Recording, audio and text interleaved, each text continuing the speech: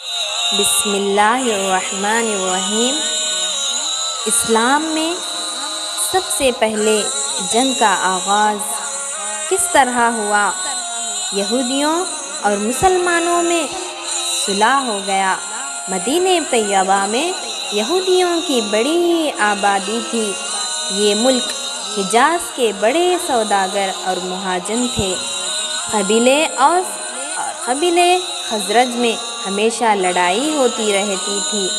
یہ دو قبیلوں کے نام ہیں۔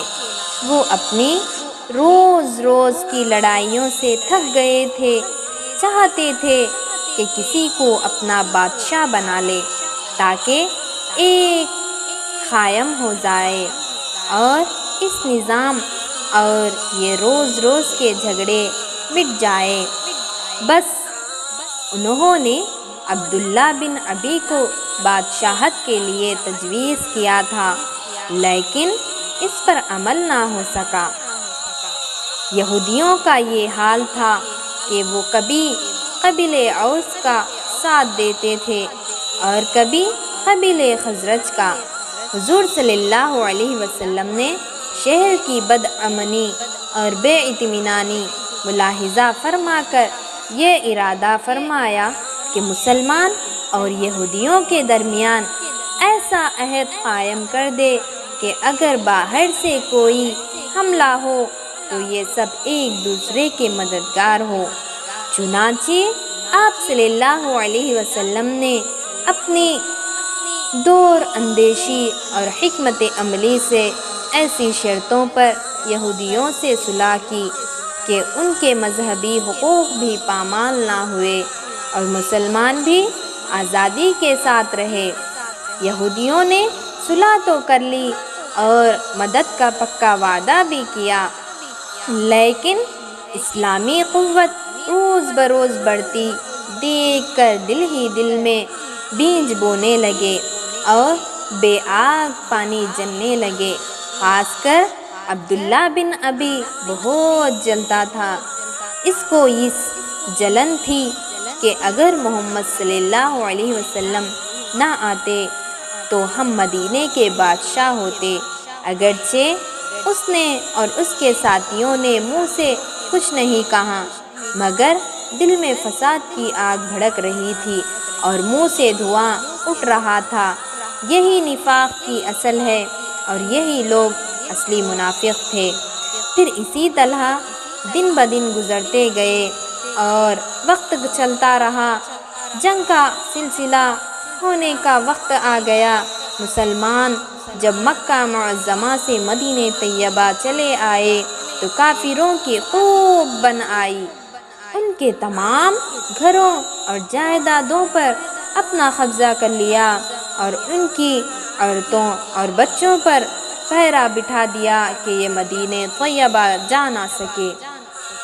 پھر اسی پر بھی بس نہ کیا بلکہ مدینے کے یہودیوں اور منافقوں سے خط و کتابت شروع کر دی۔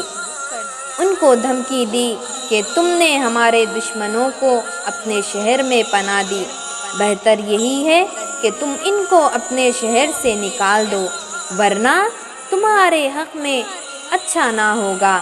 اس کے بعد یہ واقعہ پیش آیا کہ مکے کے رئیس کرز بن جابر فہری نے مدینہ طیبہ میں مسلمانوں کی چراگاہ پر حملہ کیا اور آپ صلی اللہ علیہ وسلم کے 100 اونٹ لے کر بھاگا۔ مسلمانوں نے اس کا پیچھا کیا لیکن وہ بچ کر نکل جا چکا تھا۔ حضور صلی اللہ علیہ وسلم نے مسلمانوں کو اجازت فرما دی تھی کہ وہ اپنی جان و مال کی حفاظت کے لیے تیاری کریں۔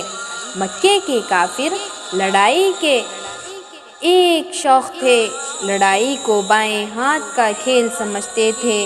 شر اور فساد ان کی گھٹی میں پڑا تھا اور اب ان کا ظلم اس درجے بڑھ گیا تھا کہ مسلمانوں کی ترکی بترکی جواب دینے کے سوا کوئی چارہ نہ تھا۔ مثلاً کمزور مسلمانوں کو اور عورتوں اور بچوں کو مدینہ نہ جانے دینا، ان پر پہرا بٹھا دینا اور ان مسلمانوں کو جو یہاں سے ہجرت کر گئے مکہ نہ آنے دینا۔